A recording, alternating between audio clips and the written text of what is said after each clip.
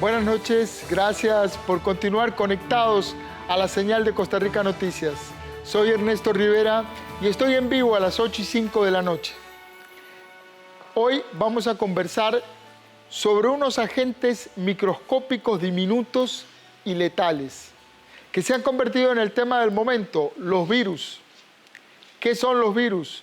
¿Cómo viajan de un continente a otro y de una especie animal a otra? ¿Desde cuándo afectan a la humanidad? ¿Puede el ser humano ganarle a los virus? Para contestar y reflexionar sobre estos temas, voy a conversar ahora con un microbiólogo, investigador y catedrático de la UCR. Tiene un doctorado en Ciencias Naturales de la Universidad de Würzburg, en Alemania, y estudios en el Instituto Karolinska, en Suecia. Doctor Fernando García Santamaría, bienvenido al set de Costa Rica Noticias. Buenas noches. Buenas noches, doctor. En estos días hablamos del coronavirus a cada rato y hablamos de virus y yo sinceramente sé muy poco de los virus. ¿Qué son los virus? ¿Son organismos vivos? ¿Son animales microscópicos? ¿Qué son los virus? Buenas noches y para mí es un gusto poder compartir con ustedes en estos momentos sobre este tema tan importante, no solamente para el país, sino para el mundo entero. Los virus son agentes infecciosos microscópicos que nosotros no los podemos ver a simple vista. Usualmente para poderlos ver necesitamos microscopios electrónicos, pero también los podemos evidenciar de maneras indirectas cuando detectamos parte de ellos o moléculas de ellos, como es el diagnóstico que se está haciendo en estos momentos. Y prácticamente tienen una característica muy importante que no son células, sino que son partículas más pequeñas que células y que tienen la capacidad, los virus que tenemos en la naturaleza, prácticamente de poder infectar todos los tipos de células que nos encontremos en la naturaleza. Es decir, los virus no tienen células, necesitan instalarse en una célula animal para poder vivir y no sé si vivir es la palabra, reproducirse. Sí, correcto. Los virus entran a una célula y dentro de las células empiezan a replicar. ¿Qué significa esto? Que empiezan a generar múltiples copias de sí mismos. Ahora, es importante entender que los virus infectan prácticamente todos los tipos de células en la naturaleza. Hay virus que infectan células animales, incluyendo las células humanas. Hay virus que infectan células vegetales. Hay virus que infectan hongos. Hay virus que infectan insectos. Hay virus que infectan incluso bacterias. Hace unos meses, doctor, cuando la pandemia comenzaba, usted me dijo algo asombroso para mí. Los virus son nuestro depredador en la naturaleza. Ellos funcionan como un agente natural, de alguna manera, para equilibrar al sapiens. ¿Cómo es eso? Yo creo que en cualquier ecosistema tenemos que entender de que hay una fuerte dinámica entre todos los seres vivos. Por alguna razón histórica, nosotros los seres humanos nos hemos tendido a separar de la naturaleza y se nos olvida que somos parte de la naturaleza. Somos animales como cualquier otros, más en estos ecosistemas complejos. En todos estos ecosistemas nosotros vamos a encontrar que hay unas poblaciones que controlan a otras. Y voy a poner un ejemplo muy sencillo. Si nosotros en un ecosistema, en un espacio en la naturaleza, encontramos una población de ratas y encontramos una población de serpientes que coexisten con las serpientes comen las ratas y mantienen la población de ratas relativamente bajos en número. Si yo disminuyo el número de serpientes, el número de ratas incrementa. Si yo subo el número de serpientes, el número de ratas disminuye. Ahora, sustituyamos a las ratas por seres humanos y las serpientes por los agentes infecciosos, los microorganismos que causan enfermedades en el ser humano. En este caso en particular, las poblaciones humanas durante muchos años, estoy hablando de miles de años, realmente fueron controladas por las poblaciones de microorganismos que causaban enfermedades en el ser humano y las poblaciones se mantenían relativamente bajas. Es hasta recientemente, prácticamente en los últimos 200 años, en que nosotros empezamos a entender las enfermedades infecciosas y todavía lo más importante, empezamos a controlarlas. Es decir, empezamos a controlar nuestros propios controladores. Y eso hace o causa un efecto sumamente importante y es el hecho de que las poblaciones humanas empiezan a incrementar. Esto ocurre, como le digo, en los últimos 200 años. Y han habido 3 avances importantes, extraordinariamente importantes, que explican por qué la población humana incrementó importantemente. Empezamos a controlar a nuestros controladores, empezamos a controlar los agentes infecciosos por 3 medidas básicas. El primero de ellos es la potabilización del agua. En segundo lugar, el uso de drogas antimicrobianas que logran matar los microorganismos. Particularmente debo mencionar aquí los antibióticos. Y en tercer lugar, debemos mencionar todas las medidas higiénicas. El ser humano hace varios cientos de años atrás, miles de años atrás, su expectativa de vida era de aproximadamente 40 años. Es decir, nosotros no vivíamos más de 40 años. Con el control de las infecciones empezó a incrementar la expectativa de vida y empezamos a vivir ya no 40 años, sino 50, sino 60 y en estos momentos, gracias a estas medidas de higiene, estamos duplicando la expectativa de vida de los seres humanos. Solamente el uso del agua potable incrementa en 10 años la expectativa de vida de las personas. Agua potable, antibióticos e higiene. Un tridente potente que nos permitió duplicar la expectativa de vida. Es impresionante. Es correcto. Y también debo mencionar el uso de las vacunas, que aunque es una idea que se empezó a generar allá en el siglo XVIII, fue hasta relativamente poco, prácticamente en el siglo pasado, que se logran desarrollar de una forma masiva. Y eso, junto con las medidas que les estaba mencionando anteriormente, justamente es lo que contribuye al control de las enfermedades infecciosas. Doctor Fernando García, recién ahora usted menciona el tema de vacunas y me viene a la memoria la figura de Jonas Salk, que inventó la vacuna, desarrolló la vacuna contra la polio, ¿es verdad? Es correcto. Correcto. Y me viene a la memoria porque en estos días se ha hablado de intentos de comprar los posibles desarrollos de vacunas para el COVID-19 y privatizarlo o usarlo solo para la población de un país. El Ministerio Alemán de Salud, el ministro alemán de Salud denunció algún intento de parte de Estados Unidos para monopolizar una eventual vacuna. Y en el caso de Jonas Salk, la donó a la humanidad y la dio de manera libre, ¿verdad? Para que se compartiera y se usara libremente sin lucro. Y ese es un punto sumamente importante en esta discusión que tenemos en estos momentos. En primer lugar, tenemos que entender que con las vacunas nosotros podemos controlar las enfermedades infecciosas y particularmente las enfermedades virales. Sin embargo, erradicarlas, eliminarlas de la superficie de la Tierra es muy difícil. Eso se ha logrado solamente con la vacuna contra la viruela y en estos momentos parece que estamos cerca de lograrlo con la vacuna contra la polio, que es justamente la de Jonas Salk. Y esto es un aspecto sumamente importante, porque las enfermedades infecciosas, en la forma en que se lo estoy mencionando, las hemos podido ir controlando con todas estas medidas, justamente porque se generan a través de investigaciones, a través de la generación de conocimiento. Y el conocimiento debe ser compartido, justamente para enfrentar esas situaciones tan graves.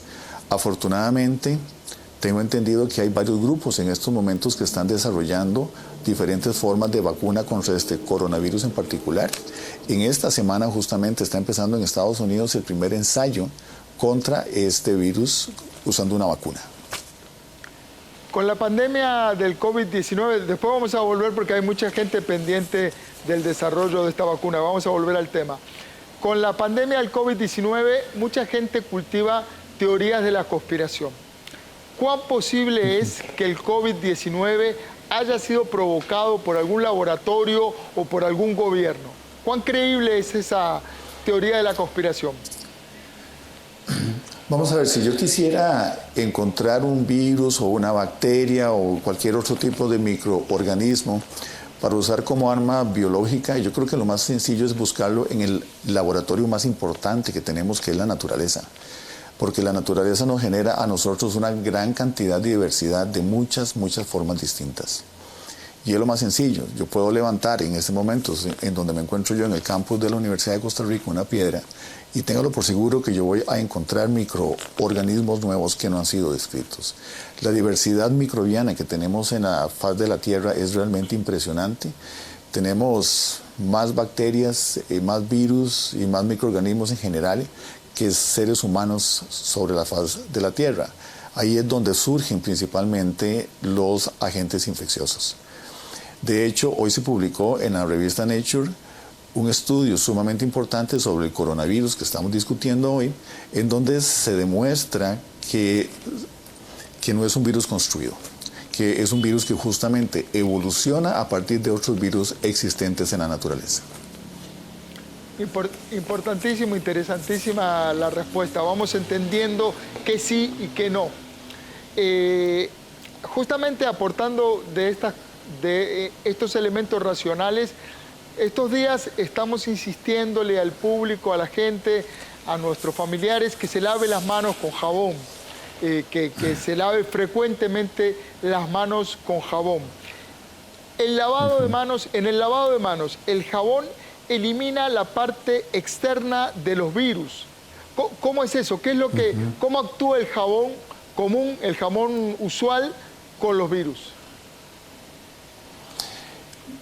Voy a contar antes un aspecto que me parece sumamente interesante. En estos momentos nosotros tenemos médicos, microbiólogos y otros especialistas en el área de la salud junto con personal de apoyo, enfrentando estos virus y las personas enfermas por estos virus justamente uno al lado del otro. Y una de las preguntas más interesantes que muchas veces se nos plantea es por qué los microbiólogos y los médicos en particular y las enfermeras que trabajan directamente con los pacientes no se enferman. Y sin duda alguna es principalmente por el lavado de manos. En el primer curso en la carrera de microbiología acá en la Universidad de Costa Rica, la primera clase es sobre lavado de manos. En las últimas semanas yo he estado contando aproximadamente cuántas veces al día yo me lavo las manos como microbiólogo entrenado en el manejo de estas enfermedades infecciosas. Y usualmente lo hago entre 15 y 20 veces por día. Y eso es un aspecto para nosotros sumamente importante porque el primer sistema o mecanismo para controlar el contagio es el lavado de manos. Estos virus en particular, el tipo de coronavirus, son virus que tienen una membrana que rodea la partícula viral. Y eso hace que estos virus sean relativamente lábiles a las condiciones ambientales y particularmente con el jabón, porque los jabones disuelven las membranas y eso hace entonces que las partículas virales no se vuelvan infecciosas. Muy bien, vamos a disolver membranas reiteradamente durante todo el día. Me parece muy bien, muy buena. Usted se ha dedicado al estudio de las bacterias del cuerpo humano y de las enfermedades que estas bacterias causan y de cómo las bacterias se vuelven resistentes a los antibióticos. ¿Cómo funciona eso? ¿Las bacterias tienen la capacidad de aprender? Podemos decir que es un proceso de aprendizaje sin duda alguna. Pero justamente la diversidad tan grande que nosotros encontramos en la naturaleza es la fuente principal de los mecanismos de resistencia que tienen las bacterias. Y también tenemos que entender que en el mundo microbiano no estamos hablando de virus o de bacterias individuales, sino que estamos hablando de millones de virus y de bacterias que viven en comunidades en el ambiente. Cuando yo utilizo un antibiótico y lo aplico en una población bacteriana, lo que yo voy a ver entonces es que una gran parte de las bacterias que no son resistentes a estos antibióticos van a morir. Pero es tal la diversidad que se tiene que alguna de esas bacterias siempre va a encontrar un mecanismo de resistencia a ese antibiótico en particular que yo estoy utilizando. En consecuencia, a mayor uso de antibióticos, mayor va a ser esa selección. Elimino las bacterias sensibles, pero voy a permitir que las bacterias que son resistentes a los antibióticos se multipliquen en grandes cantidades. A mayor uso de estos antibióticos en diferentes ambientes, nosotros vamos a ver entonces que surgen estas bacterias que son resistentes a los antibióticos. Los vamos a ver no solamente en los ambientes hospitalarios, donde sin duda alguna confluyen bacterias resistentes a los antibióticos con una capacidad para causar infecciones en el ser humano. También las estamos encontrando en las comunidades, ya no es un problema de ambientes intrahospitalarios. Hay transmisión de bacterias resistentes a los antibióticos en las comunidades. Y más importante aún, que tenemos que destacar en estos momentos justamente, es el hecho de que también hay bacterias resistentes a los antibióticos en muchos otros espacios. Se usan antibióticos en la producción animal. Se usan antibióticos para que los animales tengan una mejor conversión alimenticia cuando se mezcla el antibiótico con los alimentos, de manera tal entonces que los animales ganen más peso, pero hace entonces que al mezclar los antibióticos con los alimentos vamos a seleccionar en favor de bacterias resistentes a los antibióticos. En estos momentos la producción animal constituye un reservorio sumamente importante para las bacterias resistentes a los antibióticos. Eso lo vamos a ver particularmente en la producción porcina, lo vamos a ver en la producción aviar y en otros espacios, por ejemplo también en la acuacultura. Y desafortunadamente también estamos usando antibióticos para tratar de controlar infecciones en plantas, en cultivos, o para, por ejemplo, para hortalizas para consumo humano, o bien para plantas ornamentales, en donde nosotros estamos encontrando hasta incluso varios millones de bacterias resistentes a los antibióticos por gramo de vegetal para consumo humano. Y eso obviamente representa un riesgo. ¿Por qué? Porque cuando estas bacterias entran al cuerpo humano, transfieren los mecanismos de resistencia a las bacterias que están adaptadas a vivir en nuestro cuerpo humano. Todos nosotros, de una forma natural, tenemos aproximadamente 2 kilos de bacterias en nuestro cuerpo. Y muchas de esas bacterias muchas veces causan infecciones en el ser humano. Y eso hace entonces que se adquieren los mecanismos de resistencia. Esas bacterias que causan infecciones en el ser humano no van a responder al tratamiento. En otros casos adquirimos las bacterias de otros espacios diferentes, de un contacto con otras personas, con otras fuentes, de una forma muy similar a lo que nosotros estamos viendo con los virus en estos momentos. Un mundo sinceramente por momentos aterrador. La cantidad de variables que no podemos controlar y que desconocemos como público, como consumidores, comemos carne, comemos vegetales, no sabemos cómo los han tratado, qué les han puesto y sinceramente como consumidor, al escuchar a un experto como usted explicar estos temas, uno se siente en franca desventaja. Doctor, días atrás la doctora Eugenia Corrales nos decía que era improbable que se obtuviese una vacuna antes de fin de año. ¿Concuerda con ese criterio y por qué? Sí, coincido con eso, porque lo que pasa es que desarrollar una vacuna, digamos que toma su tiempo. En estos momentos, como le mencionaba anteriormente, ya tenemos algunas potenciales vacunas que justamente en estas semanas se están empezando a ensayar. Y ahí el ensayo de una vacuna pasa por varias fases. La primera fase, por la que está pasando justamente, o la que se está empezando en esta semana, es inocular, inyectar esa vacuna en personas sanas, fundamentalmente para hacer una evaluación de la toxicidad que eso tiene. En segundo lugar, tiene que haber otro estudio en el cual se demuestre la eficacia en un pequeño grupo de personas que están infectadas o, en este caso en particular, en personas que no están expuestas al virus y que se pretende que con la vacuna se desarrolle esa inmunidad que puede tardar varios meses y luego a esas personas se le expondría al virus para demostrar que realmente esa vacuna protege. Y posteriormente se tiene que pasar a una tercera fase, si se aprueban la primera y la segunda fase, para hacer ese mismo último ensayo que les estaba mencionando, ya no en pocas personas, sino francamente en una población muchísimo más grande de varios miles de personas. ¿Cuánto va a llevar todo ese tiempo? Eso toma su tiempo, por supuesto. ¿Cuánto es ese tiempo estimado?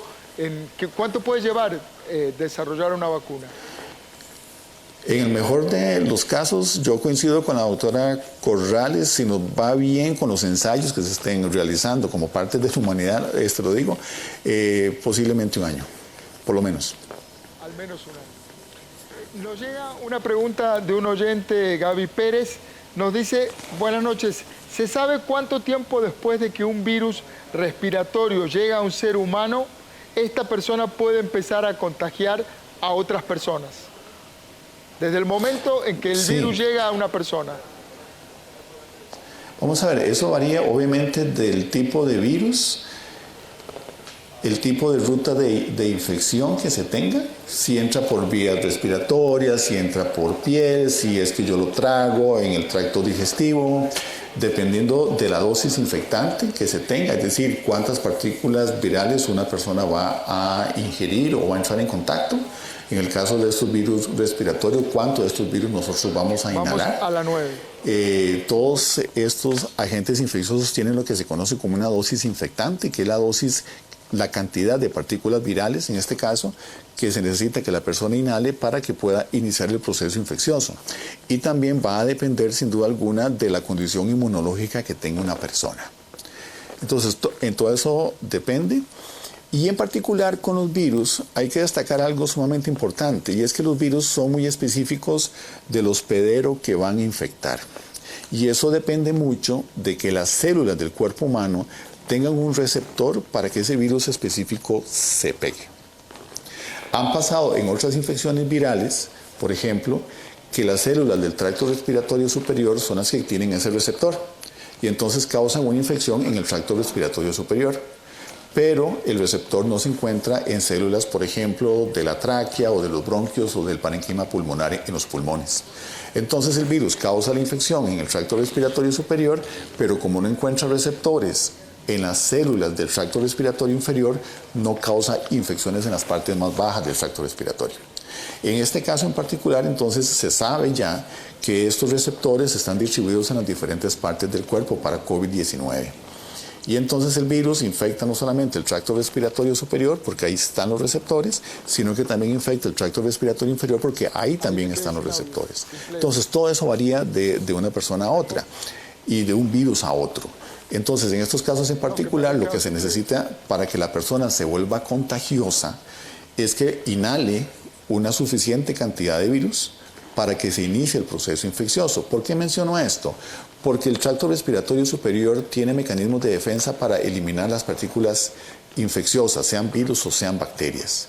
Por ejemplo, como viajan en gotículas, pueden ser que se queden pegadas en los hilos, en los pelos que tenemos en el tracto respiratorio superior, o en las células que tienen un movimiento especial, o en las secreciones que tenemos en el tracto respiratorio superior, y nos llegan hasta la célula que tienen que infectar. Por eso es que la dosis infectante tiene que ser alta. En segundo lugar, las partículas virales tienen que entrar dentro de las células que tengan los respectivos receptores. Ahí se van a empezar a replicar las partículas virales, se destruyen las células y en ese momento es cuando se vuelve contagioso. Si la replicación es baja o, por ejemplo, el número de receptores en las células es baja, la infección va a ser leve o prácticamente asintomática, como puede pasar, y dependiendo entonces de la cantidad de virus que se estén liberando, así va a ser entonces contagioso en la siguiente persona, contacto con el que entre el virus. Muchísimas gracias, interesantísimo. Le pido ahora respuestas muy breves porque se nos va terminando el tiempo y hay mucho interés. Sí, señor. Hay muchas dudas y mucha gente con mucha tensión, acumulando ansiedad por todo esto que estamos escuchando. Se habla de que algunos casos de COVID-19 dejarían secuelas muy graves como la fibrosis quística. ¿Qué se sabe de esto en el ámbito científico? Yo no tengo datos en estos momentos que estos virus causen específicamente fibrosis quística.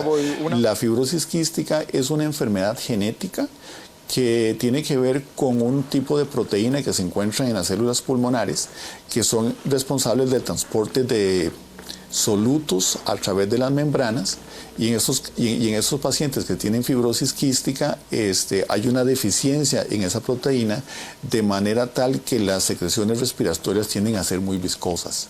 Yo no encontraría en estos momentos una relación entre la infección del virus con la fibrosis quística. Posiblemente los pacientes, sin embargo, que tienen fibrosis quística tengan una susceptibilidad incrementada a este virus, porque ya se sabe que los pacientes con fibrosis quística también tienen otras infecciones respiratorias por otros agentes, particularmente bacterianos. En algunos casos, bueno, con la información que tenemos nosotros en estos momentos, se sabe que buena parte de los pacientes, la mayor parte de estos pacientes que entren en contacto con el virus, se sabe en estos momentos de que van a desarrollar una infección leve o asintomática, subclínica, es decir, que la persona no tiene síntomas. Una cierta fracción, aproximadamente un 15%, según los datos disponibles en estos momentos, van a desarrollar un cuadro respiratorio importante sin que se convierta en un cuadro respiratorio grave, y aproximadamente un 5% de los pacientes van a desarrollar un cuadro respiratorio grave que sí van a requerir de procesos clínicos de manejo terapéutico mucho más intenso. Pregunta, doctor Santamaría. Breve la respuesta, si pudiera ser. En China ya aparecieron los primeros casos de reinfección. Gente que se había curado y vuelve a salir positivo en los exámenes. ¿No se inmuniza el cuerpo al curarse? Posiblemente. Vamos a ver, todo está pasando de una forma muy rápida. Ven ustedes que el primer reporte que sale de China, de Wuhan, fue el 31 de diciembre del 2019. No ha pasado ni siquiera 3 meses y ya tenemos una gran cantidad de información. Lo que pasa es que justamente para desarrollar respuesta inmunológica protectora vamos a necesitar tiempo en las poblaciones. Los estudios en algunos casos parecen indicar que sí hay una inmunidad protectora, en otros casos parece que no lo hay. Puede ser que sea un proceso de reinfección, es decir, que la persona eliminó el virus y se vuelve a contagiar con el virus, o es un virus que estaba dentro de la persona y vuelve a reactivar la infección. Muchísimas gracias al doctor Fernando García Santamaría, microbiólogo, vicerrector de investigación de la Universidad de Costa Rica. Muchísimas gracias, ha sido de muchísima utilidad sus conceptos. Con mucho gusto. Buenas noches. Gracias, doctor. Y ustedes, muchísimas gracias por estar ahí, por acompañarnos en estas jornadas informativas tan apresuradas, tan caóticas, tan cargadas de noticias. Recuerden, trabajamos para usted. Somos la televisión pública de Costa Rica.